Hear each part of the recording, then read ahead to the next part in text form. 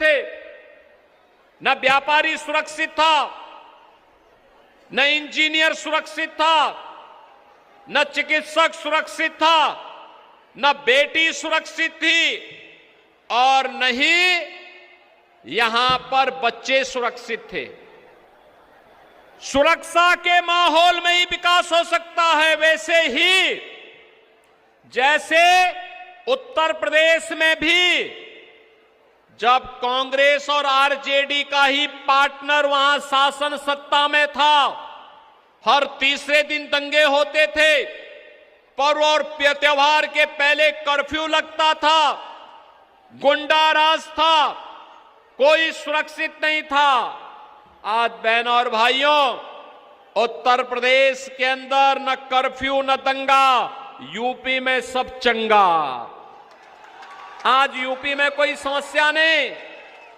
बहनों और भाइयों, वहां पर पहले से ही हमने बोल रखा है, अगर बेटी की सुरक्षा और व्यापारी की सुरक्षा में किसी ने सेंध लगाया तो मान करके चलो कि यमराज के घर का रास्ता उसका पक्का।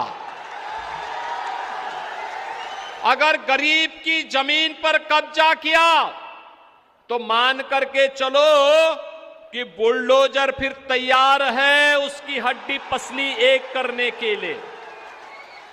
और उत्तर प्रदेश में जितने भी दुर्दांत माफिया थे, इन सभी माफिया की संपत्ति को जब्त करके गरीबों की हवेली बना दी गई। वहां पर दंगा फसाद समाप्त, न कर्फ्यू है न दंगा है, यूपी में सब चंगा। और यही कहने के लिए मैं आया हूं, ये केवल एनडीए ही कर सकता है। आतंक से मुक्त, गुंडागिर्दी से मुक्त, अराजकता से मुक्त, विकास और सुशासन की सुदृढ़ नींव। आपने देखा होगा ये कांग्रेस और आरजेडी के लोग जब अयोध्या में राम मंदिर का आंदोलन चल रहा था, राम भक्त नारा लगाता था, रामलला हम आएंगे, मंदिर वहीं बनाएंगे, बोलते थे ना। कांग्रेस के लोग क्या कहते थे? कहते थे मंदिर कभी नहीं बना पाओगे। आरजेडी के लोग राम मंदिर का रथ रोकते थे। कांग्रेस के लोग सुप्रीम कोर्ट में जाकर के खिलाफ पैरवी करते थे और कहते थे राम हुए ही नहीं। अरे राम नहीं हुए तो फिर माता जानकी भी तो है, हनुमान जी भी तो हैं। लेकिन बहनों और भाइयों, ये अपमानित करते थे। इनका सहयोगी समाजवादी पार्टी उत्तर प्रदेश में राम भक्तों पर गोलियां चलाया करता था। हम तब भी बोलते थे, तब भी हम बोलते थे लाठी गोली खाएंगे मंदिर वहीं, लाठी गोली खाएंगे मंदिर वहीं। और उत्तर प्रदेश में डबल इंजन की भाजपा की सरकार बनी, मोदी जी प्रधानमंत्री हैं और उत्तर प्रदेश में सरकार बनी। आज अयोध्या में राम मंदिर का निर्माण हो गया ना। कोई संदेह है क्या? कोई संदेह है क्या?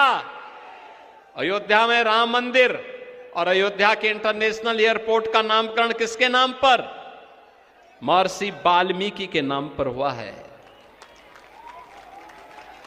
रेन बसेरा का नामकरण निषाद राज के नाम से, और भक्तों और श्रद्धालुओं के लिए जहां प्रसाद बनता है उस भवन का नाम है माता सबरी।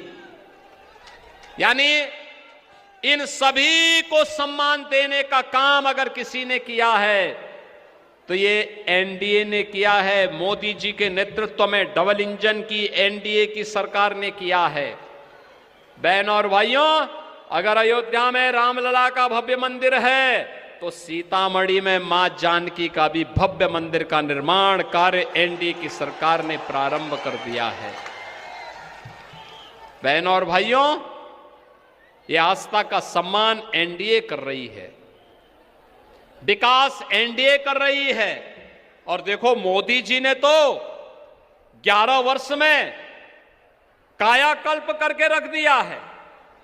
आपने देखा होगा 80 करोड़ लोगों को फ्री में राशन, 50 करोड़ लोगों को 5 लाख रुपए प्रतिवर्ष मुफ्त में स्वास्थ्य की सुविधा, 46 करोड़ गरीबों के बैंक में खाते, 12 करोड़ अन्नदाता किसान को किसान सम्मान निधि, 12 करोड़ गरीबों के घर में शौचालय का निर्माण, 10 करोड़ गरीबों के घर में रसोई गैस का सिलेंडर पहुंच गया।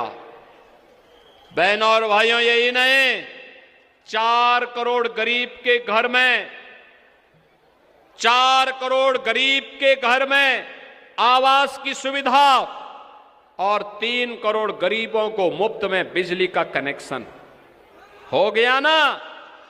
राशन फ्री, स्वास्थ्य की सुविधा फ्री, उज्ज्वला योजना का कनेक्शन फ्री, बिजली का कनेक्शन फ्री, हर घर नल के माध्यम से पेयजल की सुविधा फ्री।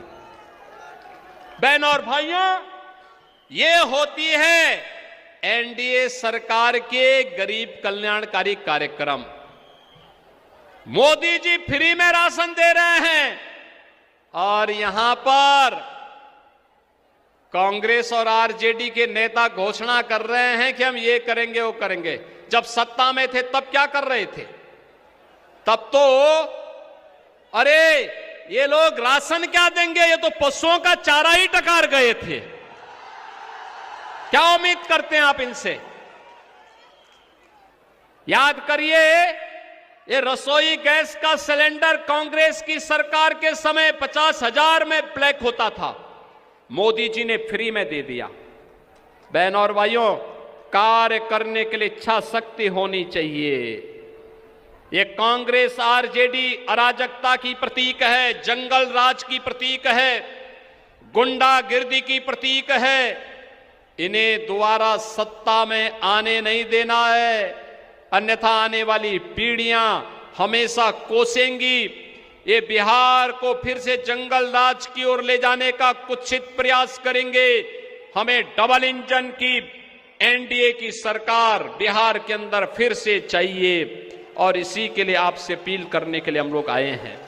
बहनों और भाइयों, एनडीए ने श्री हरिभूषण ठाकुर बचौल जी को, जो आपके लोकप्रिय प्रत्याशी हैं और यहां के लोकप्रिय विधायक भी हैं, इनको अपना प्रत्याशी बना करके आपके बीच उतारा है। याद करना ये क्षेत्र सुरक्षा की दृष्टि से संवेदनशील है। घुसपैठियों की लॉन्चिंग पैड मत बनने दीजिए। आरजेडी और कांग्रेस उसी फिराक में है। उन घुसपैठियों को घुसा करके आपके अधिकारों को छीन लेंगे, फिर से उसको हड़प लेंगे। एक गरीब देखता रह जाएगा, घुसपैठिया सब हजम कर जाएगा। आपकी जमीन पर, आपके जायदाद पर, आपके राशन कार्ड पर कांग्रेस और आरजेडी की टेढ़ी निगाहें लगी हुई हैं। इनको दोबारा आने का अवसर नहीं देना है और इसीलिए आपका आह्वान करने के लिए मैं आया हूं। मैं तो आप सबसे कहूंगा, आपका संकल्प होना चाहिए कि जो राम का नहीं वो हमारे किसी काम का नहीं। आप मानते हैं ना, ये कांग्रेस हो या आरजेडी, ये सभी रामद्रोही हैं। आप सोचो इनका आचरण क्या है।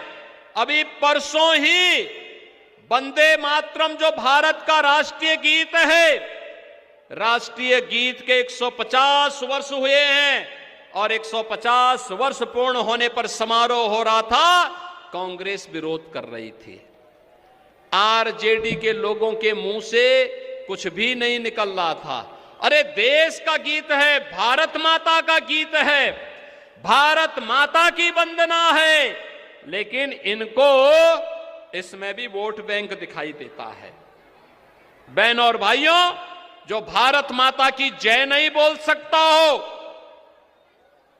जो भारत माता की जय न बोल सकता हो, जो भगवान राम का विरोध करता हो, जो मां जानकी का विरोध करता हो, क्या उसको वोट देना चाहिए?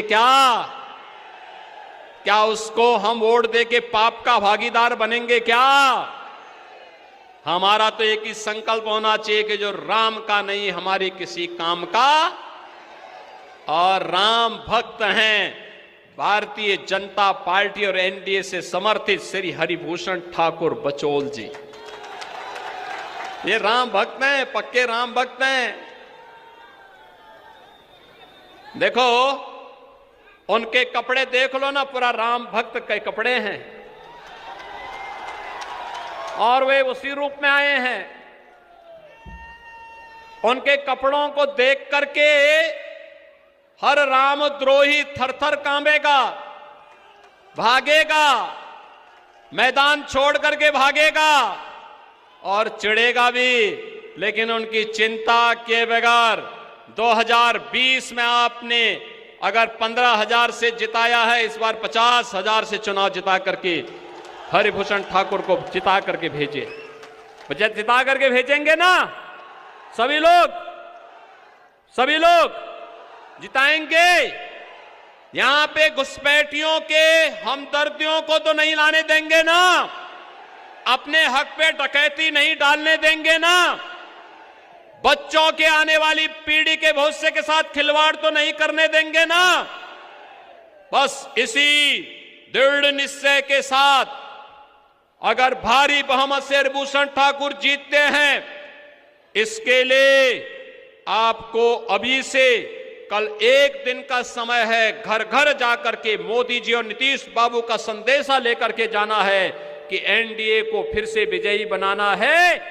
और 14 नवंबर को जब ईवीएम खुलेंगी तो हर ईवीएम में एक ही बात बिहार के नौजवानों की, बिहार के अन्नदाता किसानों की, बिहार की माताओं और बहनों की ओर से एक ही बात सामने आनी चाहिए कि फिर एक बार एनडीए सरकार, फिर एक बार एनडीए सरकार लाने के लिए हमें इस कार्य को आगे बढ़ाना है। और इसके लिए मैं आपसे अपील करने के लिए आया हूं, हरिभूषण ठाकुर बचौल जी को भारी बहुमत से विजयी बना के भेजना है। बना के भेजेंगे। सभी लोग सहमत हैं ना? दोनों हाथ ला करके बोलो। इधर उधर उधर, पीछे छत के ऊपर, उधर बाउंड्री वाल के पीछे भारी संख्या में मैदान छोटा पड़ गया है। सभी लोग बोलो, दोनों हाथ ला